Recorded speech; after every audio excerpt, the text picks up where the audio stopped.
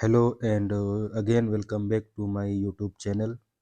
उम्मीद करते हैं आप सब हमेशा की तरह फर्स्ट क्लास होंगे। तो बात करेंगे एक और वैकेंसी के बारे में जो कि आपके राजस्थान लोक सेवा आयोग की तरफ से आई हुई है। तो इसमें जो आपकी ये वैकेंसी है ये आपकी टोटल एकेडमिक यानी टीचिंग की पोस्ट है।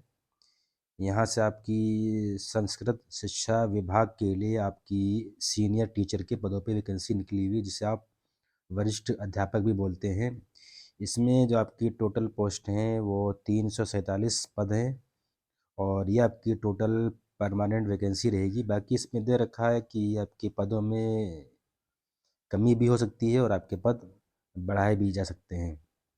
तो अब इसके अंदर जो हमारा क्राइटेरिया वगैरह है डिस्कस करने का, सिलेबस के बारे में डिस्कस करते हैं, लास्ट डेट के बारे में डिस्कस करते हैं, कितनी वैकेंसी किस कैटेगरी से हैं और आपका एग्ज़ाम पैटर्न वगैरह क्या है। तो इन सब चीज़ों के बारे में डिस्कस करेंगे। अब सबसे पहले बात कर लेंगे कितनी पोस्ट कहाँ से हैं। तो इसके लिए सबसे पहले आपका इसमें इन्होंने दो तरीके की पोस्ट निकाली हुई हैं। एक तो आपकी है अनुसूचित क्षेत्र की और एक आपकी दूसरी है गैर अनुसूचित क्षेत्र की, जिसे यहाँ पे इन्होंने दे रखा है नॉन शेड्यूल एरिया और आपका शेड्यूल एरिया यहाँ पे दे रखा है। तो इसमें जो आपकी ये संस्कृत की जो आपकी वैकेंसी है नॉन शेड्यूल एरिया से, उसमें आपके टोटल 66 यानी 66 पोस्ट हैं संस्कृत में। आपकी जो आपका संस्कृत सब्जेक्ट है वो भी आपका नॉन शेड्यूल एरिया का। तो इसमें आपकी जो टोटल है वो आपकी 66 पोस्ट हैं और संस्कृत जो आपका ये शेड्यूल एरिया है यहाँ से आपकी 13 पोस्ट है। फिर आपका हिंदी नॉन शेड्यूल एरिया में आपके 34 पोस्ट हैं और हिंदी आपका शेड्यूल एरिया में 5 पोस्ट हैं। ऐसे आपका अंग्रेजी नॉन शेड्यूल एरिया में 46 हैं और आपके अंग्रेजी शेड्यूल एरिया में 3 वैकेंसी हैं। फिर आपकी सामाजिक विज्ञान नॉन शेड्यूल एरिया में 61 वैकेंसी हैं और सामाजिक विज्ञान शेड्यूल एरिया में आपकी वो 4 वैकेंसी हैं। मैथ गणित में आपकी नॉन शेड्यूल एरिया में 61 वैकेंसी हैं और गणित शेड्यूल एरिया में आपकी 7 वैकेंसी हैं और विज्ञान में आपकी नॉन शेड्यूल एरिया में वो टोटल आपकी 47 वैकेंसीज़ हैं। तो इसमें यह भी है आपका कि जो शेड्यूल एरिया के जो स्टूडेंट वगैरह हैं तो वो नॉन शेड्यूल एरिया के अंदर भी फॉर्म को फिल कर सकते हैं। इसमें नीचे दे रखा है, उसको हम डिस्कस करेंगे, लेकिन बस उसमें यह है कि उनको उसका प्रेफरेंस दिखाना पड़ेगा कि आप पहले किस कैटेगरी में, फिर आप कौन सी कैटेगरी में आना चाहते हैं, तो उसमें आपको दिखाना पड़ेगा पूरा। तो ऐसे इसमें इन्होंने जनरल में 17 दे रखा है संस्कृत नॉन शेड्यूल एरिया में। आपका सामाजिक विज्ञान जनरल नॉन शेड्यूल एरिया में 18 है जनरल में आपकी वैकेंसी। तो ऐसे इन्होंने कैटेगरी वाइज डिवाइड किया हुआ है। अब आपका इसमें जो हम अभी बात कर रहे थे डिस्कस करने की, तो दे रखा अनुसूचित क्षेत्र के अभ्यर्थी गैर अनुसूचित क्षेत्र की रिक्तियों के विरुद्ध भी आवेदन कर सकते हैं, जो भी हमने आपसे डिस्कस किया।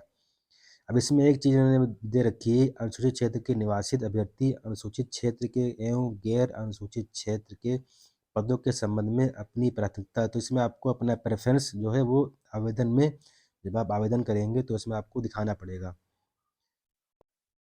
बाकी इसी में आपका नीचे ही दे रखा है अनुसूचित क्षेत्र के जो, अगर आप अनुसूचित क्षेत्र के जो वैकेंसीज हैं अगर आप उनमें अप्लाई करेंगे तो आप राजस्थान राज्य के अनुसूचित क्षेत्र की अभ्यर्थी होनी चाहिए, वही केवल इसके लिए एलिजिबल हैं। अगर आप अनुसूचित क्षेत्र से नहीं आते हैं तो आप इसके लिए जो है अपात्र माने जाएंगे। इसमें दे रखा है अन्य क्षेत्र के अभ्यर्थी यदि अनुसूचित क्षेत्र के पदों के लिए आवेदन करते हैं तो वे अपात्र माने जाएंगे। और इसमें आपका दे रखा है कि जो आप फॉर्म फिल करेंगे, अनुसूचित क्षेत्र के लिए आवेदन करने वाले अभ्यर्थियों को अनुसूचित क्षेत्र में निवासित होने का प्रमाण पत्र आपको दिखाना पड़ेगा। वो तो जब ये मांगेंगे तो आपको वहाँ का डोमिसाइल सर्टिफिकेट आपको जो है वो दिखाना पड़ेगा, जो आपका अनुसूचित जात का जो आपका एरिया रहेगा। बाकी इसके अंदर आपका जो और चीज़ें हैं बाकी जो राजस्थान के रहने वाले हैं तो उनको तो आपका एज में रिलैक्सेशन वगैरह मिलेगा ही। और इसमें आपका जो क्वालिफ़िकेशन रहेगा तो उसको इन्होंने अलग-अलग सब्जेक्ट वाइज़ डिवाइड करके रखा है। सबसे पहले जो आपका संस्कृत का सब्जेक्ट है इसके लिए आपके पास ग्रेजुएट होना चाहिए। आपका Sanskrit examination with Sanskrit medium and आपका शिक्षा शास्त्री, और इसमें आपके पास इसके साथ-साथ आपके पास डिग्री या डिप्लोमा होना चाहिए आपका एजुकेशन में, और जो कि आपका ये national council for teacher education की तरफ से रहता है। तो इसमें आपका ग्रेजुएट, और इसमें आपका ग्रेजुएट के साथ-साथ ग्रेजुएट या डिप्लोमा आपका होना चाहिए एजुकेशन में।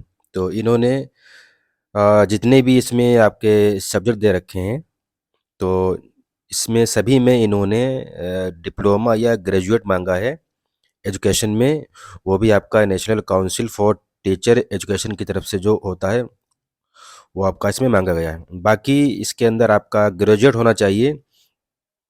जैसे आपका हिंदी, अंग्रेजी और गणित विषय के लिए आपके पास ग्रेजुएट होना चाहिए, और इन कंसर्न सब्जेक्ट जो आपका ये सब्जेक्ट है इनमें आपके पास ग्रेजुएट होना चाहिए। जैसे आपका हिंदी, अंग्रेजी और गणित, इनमें आपके पास ग्रेजुएट होना चाहिए। इसके साथ-साथ आपके पास डिग्री या डिप्लोमा होना चाहिए एजुकेशन में।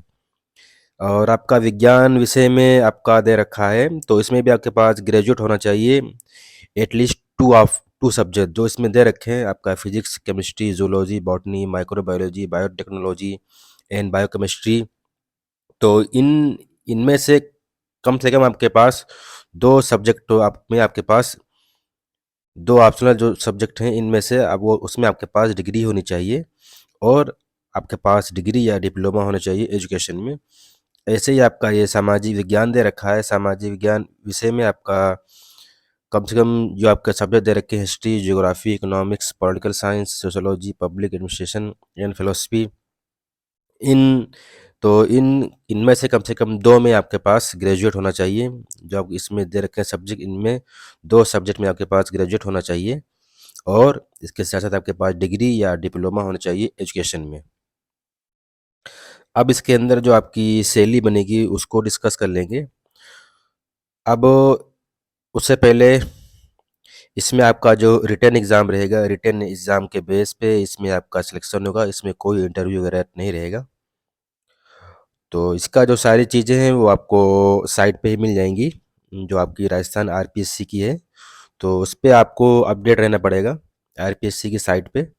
बाकी इसका पीडीएफ लिंक और इसका ऑनलाइन अप्लाई लिंक, इन दोनों को मैं डिस्क्रिप्शन बॉक्स में मेंशन कर दूँगा। बाकी आपको इस पे अपडेट रहना पड़ेगा साइट पे ही। इस पे जो आपकी सैलरी बनेगी वो आपकी लेवल 11 के रिकॉर्डिंग ग्रेड पे 4200 करीब आपकी इसमें सैलरी मान के चलिए। 40,000 से लेकर के करीब 40,000 रुपये से लेकर के आपकी सैलरी बनेगी 1,10,000 1,20,000 तक इसमें आपकी सैलरी बनेगी। और इसमें जो आपकी एज लिमिट दे रखी है वो 18 से कम नहीं होनी चाहिए, और 40 से ज़्यादा नहीं होनी चाहिए। बाकी जो राजस्थान के जो हैं ओबीसी वगैरह और ईडब्ल्यूएस वगैरह, उनके लिए 5 साल की छूट है। और एससी और आपका जो महिला वगैरह है उनके लिए 10 साल का दे रखा है इसमें। और जो समान वर्ग की जो महिला है उनके लिए 5 साल की छूट दे रखी है। तो ये केवल उन्हीं के लिए है। तो बाकी लेकिन इसमें आप देखेंगे तो जो 2 ऊपर की कैटेगरी हैं वो केवल राजस्थान वालों के लिए है। नीचे जो आपका दे रखा है नंबर 3 पे, वो समान वर्ग की महिला है। तो समान वर्ग की जो भी महिला हैं वो उनके लिए आपका 5 साल रहेगा। तो बाकी इसके अंदर आपका और जो चीज़ें हैं उनको डिस्कस कर लेंगे, और सिलेबस वगैरह क्या रहेगा उसको भी डिस्कस करेंगे, सारी चीज़ों को डिस्कस करेंगे। आपकी इसके अंदर जो चयन प्रक्रिया है वो क्या रहेगी, अभ्यर्थी का चयन लिखित परीक्षा के माध्यम से किया जाएगा। तो इसको आप समझ ही गए, हमने इसको पहले ही डिस्कस किया था कि इसमें आपका रिटन एग्ज़ाम रहेगा, उसी के बेस पे आपकी मेरिट बनेगी, उसी के बेस पे आपका सिलेक्शन होगा। परीक्षा स्थान व तिथि के संबंध में यथासमय सूचित किया जाएगा। तो इसको हमने पहले कहा कि आपको अपडेट रहना पड़ेगा आरपीएससी की साइट पे, वरना जो भी चीज़ें आती रहेंगी अब अपडेट वहाँ से वो आपको फिर नहीं मिल पाएँगी। और परीक्षा योजना व पाठ्यक्रम, ये तो आपको पता ही है कि आरपीएससी का क्या क्या तरीका है, क्राइटेरिया क्या है, कैसे एग्ज़ाम करवाता है। तो वो तो आपको इनकी साइट पे सारा को सारा का सारा मिल जाएगा। उसमें दे भी रखा है। इसमें एक नियम 21 के अकॉर्डिंग कराई जाएगी जो आपकी रिटन एग्ज़ाम है।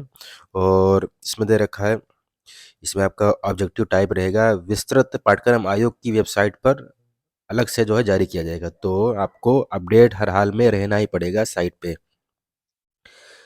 और इसकी जो लास्ट डेट है वो 6 मार्च रात 12 बजे तक इसकी लास्ट डेट है 2024, और 6 फरवरी से इसकी स्टार्टिंग डेट है।